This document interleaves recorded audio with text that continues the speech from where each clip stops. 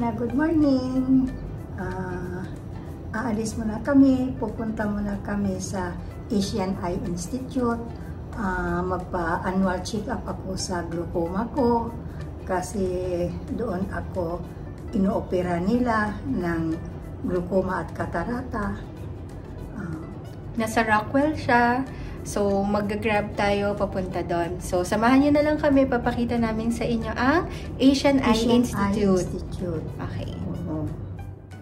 Welcome to another video. Sa video na ito, magpupunta tayo ng Asian Eye Institute in Rockwell. So, kumuha na kami ng Grab. The Grab station is located dito sa may Landers. Madali lang kumuha ng Grab or taxi dito sa may BGC area papuntang Makati. Madami kasing mga sasakyan, madami ding tao. Pwede din naman mag-drive, pero sa amin kasi ni ate, ayaw namin mag-drive papuntang BGC and Makati. And ayun na nga, in a few short minutes, nakarating na tayo sa Rockwell Power Plant Mall. Hindi dito yung Asian Eye Institute, kakain muna kami ng lunch. Power Plant Mall is an upscale indoor shopping mall in Makati, Philippines. It is the anchor establishment of Rockwell Center, a mixed-use area north of Makati Central Business District on the Pasig River waterfront across Mandaluyong. Meanwhile, Rockwell is known for providing an upscale shopping experience in a comfortable and leisure setting. And since maaga pa naman, we decided to have lunch. The Power Plant Mall is located just right across the building kung nasan yung Asian Eye Institute. So, mabilis lang talaga magpunta from Asian Eye Institute and Rockwell. Dito kami nag-decide na mag-lunch kasi nandito yung pinaka-favorite na restaurant namin, ang Banana Leaf. Thank you nga pala sa lahat ng nanonood ng videos ng Traveling Lola. If you like our video, don't forget to subscribe to our channel to help our channel grow. You can also share our videos to your family and friends if they like food and travel videos, especially if they travel with senior citizens. Whenever Southeast Asian cuisines are mentioned, Banana Leaf has always been part of the discussion. These well-loved restaurants have been serving specialties to hungry foodies since 2001. And it continues to provide a reliable location to satisfy those cravings for roti, laksa, beef rendang, satay, and curries any time of the day. Banana Leaf is a multi-awarded international restaurant that pioneered the introduction of Southeast Asian cuisine to Filipino diners since 2001 through the authentic delights of modern Malaysian, Singaporean, Thai, Indian, Vietnamese, and Indonesian foods. Maraming beses na kami nakakain dito sa Banana Leaf, whether it's local or in a different location. But it's nice to be able to come back and have another taste of their colorful dishes. At eto nga, di ba nahirapan kami mag-order kasi lahat ata ng pagkain gusto namin kainin ulit. Habang inaantay natin yung in-order natin, interviewin muna natin si Mami. Oh, Mami, kamusta naman ang pag-stay mo ang unang gabi mo sa BGC? BGC ba yun ang hotel na yun? Condo? Hindi, yung lugar po, yung lugar, BGC. Yung area, BGC. Maganda naman doon ang iniistihan natin. Kaya lang, ang comment ko, hindi ako nakatulog magdamag dahil sa sobrang ingay ng soundtrack sa mga bar. Plus mga sasakyan pa nga. Sobrang harurot ang kanilang pagtatakbo. Doon lang ako na open sa kanila na sa area na yan walang control ang ingay. Kung balak mo matulog, huwag kayong mag-rent na malapit sa bar. 27th floor na kami pero rinig na rinig siya. Para ka na rin nag-party. At maya-maya lang dumating na yung food natin. Ayan na yung laksa, yung kangkong with garlic. Ayan, nag-order din kami ng roti na may kasamang spring onions and chili at ang deep fried fish. At pinalagay namin yung sweet chili sauce on the side. At kain na. Sarap ng kain natin dito. And after kumain, tuloy ang ikot natin, pampababa ng mga kinain natin, 'di ba? Uy guys, yan yung Daza Empanada. If you remember yung Taiwan vlog natin nung nasa lounge tayo, sinabi ko na may masarap na empanada doon. Yun. So, meron din siya dito sa Rockwell, so you can buy your empanadas here then.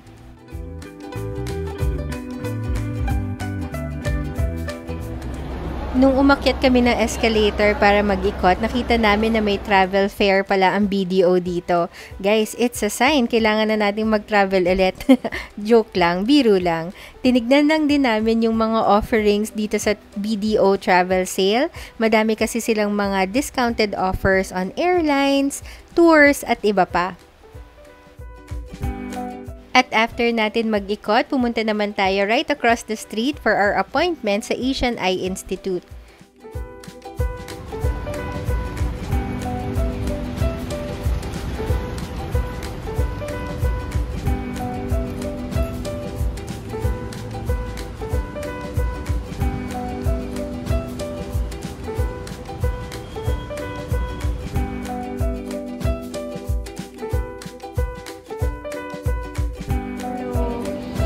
Nandito lang kami ngayon sa Asian Eye Institute. Magpapacheck up na kami ngayong tatlo kay Dr. Robert Ang. Asian Eye Institute is a world-class eye institute that puts the Philippines on the map of quality healthcare.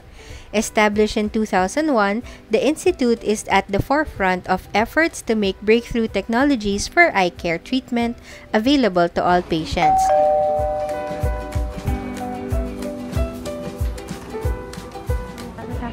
Natin sa check-up natin, hinantay ko na lang si mami siya si ate. So what I did is, it's a routine check-up naman, yearly check-up siya dito sa Asian Eye. Check yung eyesight natin.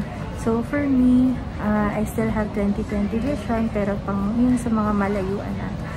Pagdating sa malapit, medyo kailangan na natin ng tulong kasi hindi ko na nababasa yung mga malalapit, diba? It's either i-zoom ko siya or, you know, ilayo ko siya para mabasa ko. So, medyo nagkakaproblema na tayo on that. Isa pa sa mga pina-check ko is yung pagluluha ko kasi mas napapadalas na yung pagluluha ko eh. So, when I'm talking to someone, when I'm reading, mas madalas na ako na nagluluha. So, dry eyes kasi. Meron naman akong drops. Meron akong Lac Refresh para magkaroon ng natural tears. So, para ma-hydrate yung mata natin. So, consistently, I have to put that kasi nga nagda-dry nga yung eyes ko. So, if nakaka-experience din kayo nun, na parang parating nagluluha yung mga mata ninyo, it's possible na dry eye siya or magpa-check up din kayo sa doctor. So, again, dito kami sa Asian Eye Institute. Ang doctor na highly recommended namin is si Dr. Ang. For those that have HMO, MaxiCare, MaxiCare kasi ako, no? If you have HMO, libre siya. So, I encourage lahat ng mga may HMO dyan. Visit Asian Eye Institute. Libre naman siya. Ipa-check up nyo din yung mga mata ninyo. Antayin na lang natin si mommy at si ate. Si ate kasi nung check up sa kanya, nakitaan siya ng narrow angle glaucoma. So, I think it's the same one that mama had 20 years ago. So, if confirmed, then she would need to have glaucoma surgery. So, kasi hereditary. And if you read up about glaucoma, glaucomas are irreversible. So, paunti-unti niyang nire-reduce yung eyesight mo. Pwedeng, ang glaucoma kasi para siyang camera lens na nakikita mo pa yung nasa gitna, as in super clear pa yung nasa gitna mo. But yung peripheral mo, yun yung malabo na. So, imagine mo yung camera lens, nakafocus lang doon, pero yung surrounding niya malabo. So, possible din na mangyari yan, diba? Or pag tumitingin ka sa ilaw, makita mo parang may ring, parang may ilaw yung tinitignan mo. So, that's also a sign of glaucoma. Again, if you have family na may history of high blood sugar, diabetes, or hypertension, make sure that you have yourself checked then. Kasi irreversible nga ang glaucoma. Accredited din siya ng PhilHealth, so you can also get discounts kapag PhilHealth member ka. Asian Eye provides a full range of specialized medical services, including treatment and management of cataract, glaucoma, LASIK, cornea and external diseases, eye plastic surgery, pediatric ophthalmology and optometry, ocular genetics, low vision and visual rehabilitation, and a lot more. I will link their website down below para makita nyo din kung ano-ano yung mga services offered dito sa Asian Eye Institute. Always bring your PhilHealth ID. At saka, MaxiCare. Kasi Medicard ni ate walang kwenta eh. So, hanap tayo ng ibang insurance, no?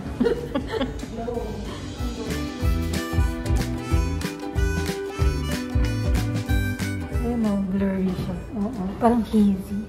Oo. Mamaya mag-clear naman yan. Oo, mga ilang hours daw bago mag-clear. Pag nawala siguro, hindi ko natanong kung ilang hours. Pero ano siya, parang pag nagko-contract daw yung muscle ko. May sariling mundo yung muscle kasama. Kasi naka-steady akong ganun, pero parang oo. Pero mahilis yan si doktor. Medyo natagal lang kasi gumagalaw ata yung Mata mo.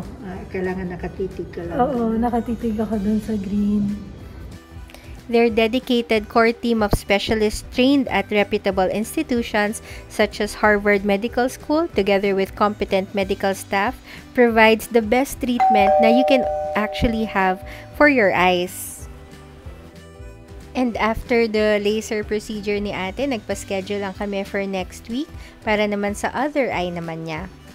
There's a pharmacy located conveniently dito sa building mismo if you need to buy your eye drops. Ayan, katatapos lang namin sa Asian Eye. Meron akong dalawang kasamang pasyente dito.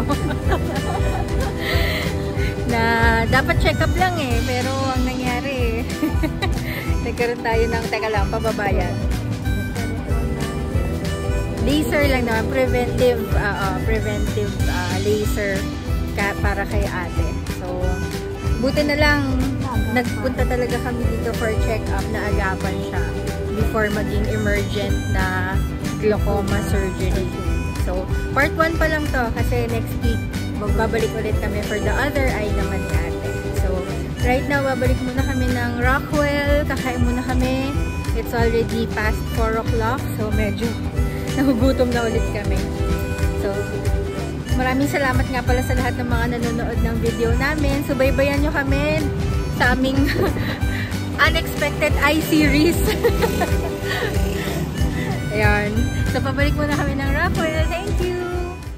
The laser procedure that my sister experienced is actually an outpatient surgery. So, hindi mo kailangan na mag-bed rest or umuwi ka agad. So, ayun na nga. Hindi pa kami umuwi agad kasi gusto pa namin mag-ikot ng Rockwell. We asked naman yung sister ko kung gusto niya magpahinga or gusto niya mag-ikot. And syempre, gusto niya mag-malling. Okay lang naman daw. Perfectly safe naman eh. One of the things na gusto talaga namin when we have free time is going to the mall. We like being able to do everything indoors like shopping, groceries, eating, at iba pa. And whenever we're here sa eye checkup namin sa Asian Eye Institute, we try to make it a point to stop by Rockwell para makita kung ano yung mga nasa loob ng Rockwell Power Plant Mall. And one of the things that we like is that it's conveniently located right outside the central business district. Thus, the traffic going to and from the power plant mall ranges from light to moderate. There is ample parking on 2 floors with easy access to the elevators and escalators. There is a good mix of specialty brands ranging from high-end imported brands like Anne Klein, Kate Spade, DKNY, Tory Burch, to the lower-end local brands like Bio, Bench, at iba pa. There is truly something for everyone. Visiting the power plant mall is a relaxing experience. The temperature is consistently cool and the acoustics are very good. We are also quite impressed with the amenities of the mall. There are clean restrooms on every floor with liquid soap, napkins, toilet paper, and hand dryer. You can easily spend a few hours dito sa mall na to. Whether you're shopping or window shopping, there's just so much to see, so much to buy, so much to eat. Ikaw na lang bahala kung gusto mong gumastos. Ang final thoughts namin dito sa Rockwell, highly recommended siya to go shopping, malling, and eating. Marami kasing pwedeng kainan, marami ding pwedeng makita, at madami ding mga specialty stores na pwede nyong bilhan. And so for us, we didn't want to spend the whole afternoon and evening dito sa Rockwell. Gusto pa namin makita ang Venice Grand Mall, which is also located in Bonifacio Global City, Taguig. So we're headed there now. After nito sa Rockwell, pupunta naman tayo sa Venice Grand Canal Mall. Dito na muna namin tatapusin ang vlog natin. Itutuloy natin ang pag-explore sa BGC sa next vlog natin. So if you like food and travel videos, make sure to subscribe to our channel. You can also hit the notification bell icon so you're notified pag meron tayong bagong upload sa channel namin. Thank you for watching our video. Till our next video. Bye-bye!